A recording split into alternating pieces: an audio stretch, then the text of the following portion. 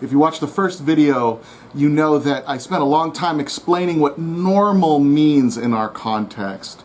Of course, normal has baggage, but for us it means those things normative as Jesus established them.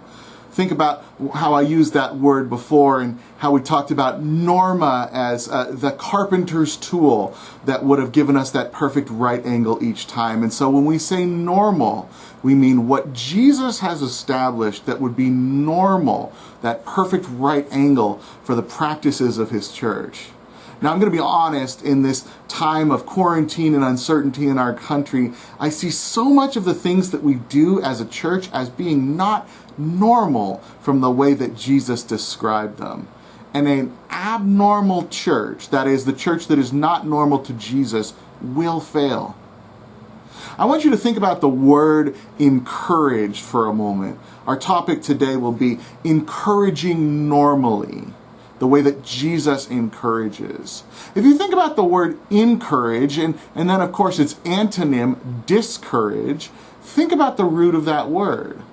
Of course, to discourage someone is to essentially remove the courage from them. To decourage someone is a really detrimental process, isn't it?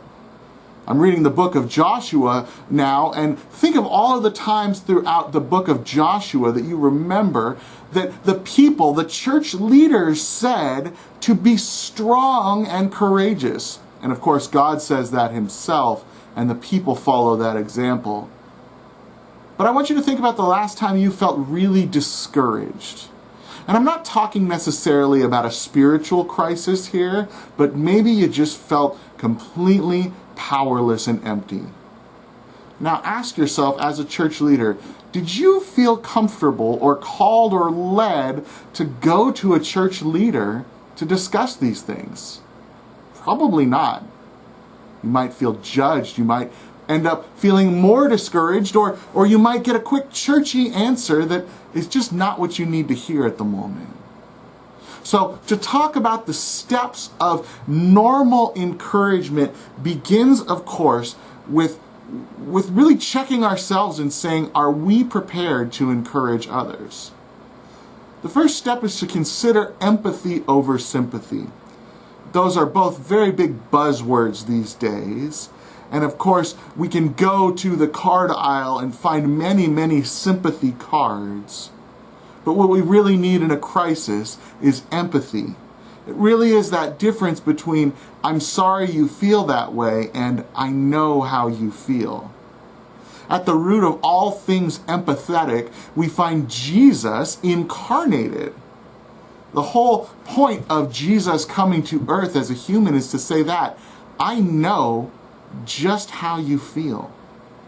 And if we church leaders are not prepared to meet people where they are, just how they feel, and to walk with them, then we're not following in the footsteps of Jesus. We, of course, always have that temptation to want to say the right things, but empathy requires that we listen. We listen for the right things. We listen for God to speak through the person that we are talking to.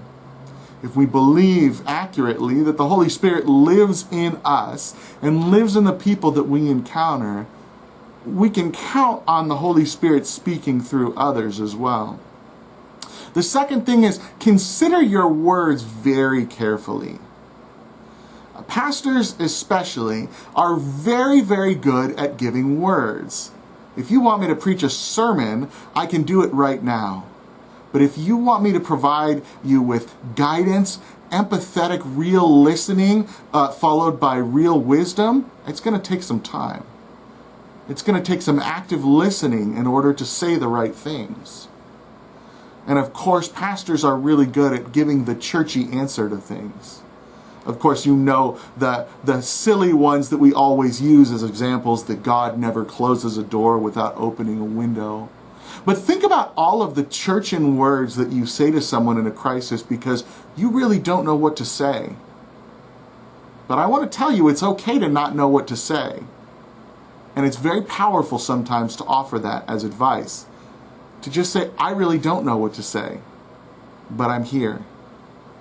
when we go through crises, when we go through discouragement, the most important thing is not that someone else can give us the right answer on how to fix it, but more importantly, to know that we're not alone. Finally, the third thing I want you to consider is how much time are you really spending encouraging your people? I'm sure that you have a schedule for your week. Most people do. But if you really consider how much of the time is scheduled to encourage one another, to build people up, to actively seek those who are discouraged, how much time are we really talking here?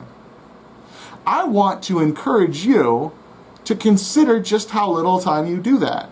And also, I want to encourage you by saying it's not too late to build this into your schedule. So take some time, maybe consider 3 people that God is asking you to actively build up today.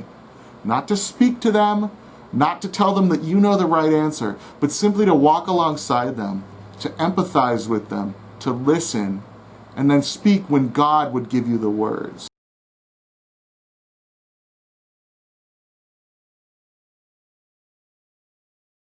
Thank you so much for watching this. I encourage you to watch our first video on building a normal Christian family and follow along as we continue on in this series with preaching normally and finally sharing Jesus normally. May God bless you as you let Him lead you.